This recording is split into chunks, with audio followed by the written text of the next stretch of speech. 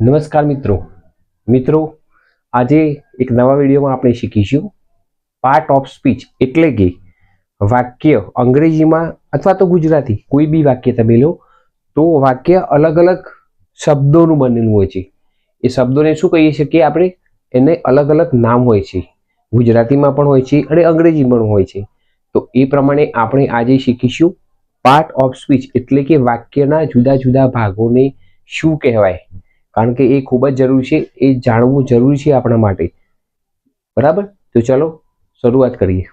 મિત્રો, part of speech એટલે કે વાક્યમાં કઈ કઈ વસ્તુ આવી તો જો સૌ પ્રથમ તો નાઉન આવે છે. નાઉન એટલે કે નામ. શું કહેવાય? નામ. એમાં પ્રાણી હોય, પશુ હોય, વ્યક્તિ હોય, જે બધા જ નામો હોય એ બધાને શું કહેવાય? આપણે નાઉન કહીશું. શું કહીશું? નાઉન. બરોબર, નાઉન પ્રોનાઉન બધું આપણે ડિટેલમાં આગળ નવા વિડીયોમાં શીખીશું. એક એક વસ્તુ અલગ અલગ વિડીયો બનાવીને શીખીશું. તો તમે મારી ચેનલને સબસ્ક્રાઈબ કરજો અને જોતા રહેજો, જેથી તમને આ માહિતી મળતી રહે. ઓકે મિત્રો, ચલો આપણે આગળ જઈએ. બીજું આવે છે પ્રોનાઉન. પ્રોનાઉનનો મતલબ થાય છે સર્વનામ. શું કહેવાય ને?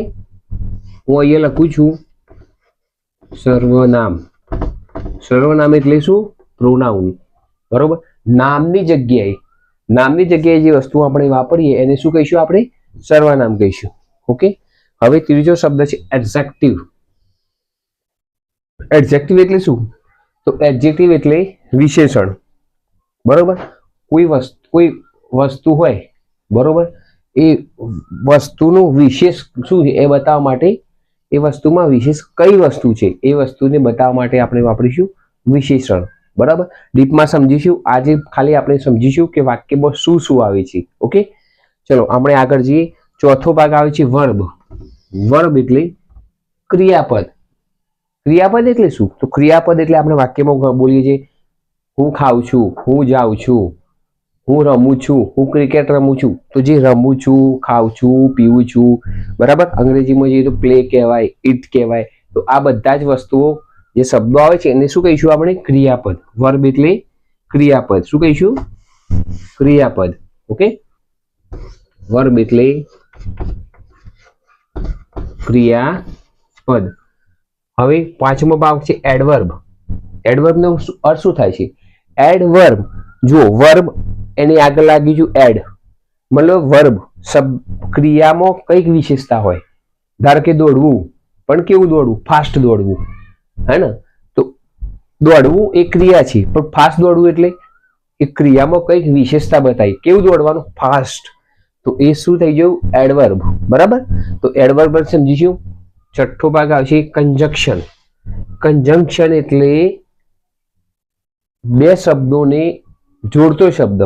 કંજંક્શન નો મતલબ શું થાય છે? બે શબ્દોને જોડતો. એટલે કે જાડો અને પાતળો. બરાબર, ફેટ ઓર થીન. તો ઓર શું થયું? કંજંક્શન. તો એ રીતે આપણે કંજંક્શન સમજીશું. પછી નવો ભાગ આવે છે પ્રેપોઝિશન. પ્રેપોઝિશન એટલે કોઈ બી વસ્તુ આપણે કહીએ તો ટેબલ ઉપર બુક છે, બરાબર, રૂમની અંદર સર છે, તો જે ઇન, ઓન, બરાબર, એ બધા શબ્દો છે એને શું કહીશું આપણે? પ્રેપોઝિશન. બરાબર. અને આઠમું છે ઇન્ટરજેક્શન. આ બહુ મહત્વનું છે અને સમજવું જરૂર છે. ઇન્ટરજેક્શન નો મતલબ થાય છે આપણે જે ઉદ્ગાર વાક્ય, ગુજરાતીમાં શું કહેવાય ને? ઉદ્ગાર વાક્ય. ઉદ્ગાર એટલે શું? ઓહ લાસ, કેવું સુંદર, આવું બોલે છે ને. તો એના માટે જે શબ્દો વપરાય છે એને શું કહીશું? ઇન્ટરજેક્શન. ઇન્ટરજેક્શન. આ શબ્દો મુખ્યત્વે અંગ્રેજીમાં હાઉ અથવા તો વોટ આ થી શરૂ થશે. તો એ વાક્યો બધા શેમાં આવશે? ઉદ્ગાર વાક્યમાં.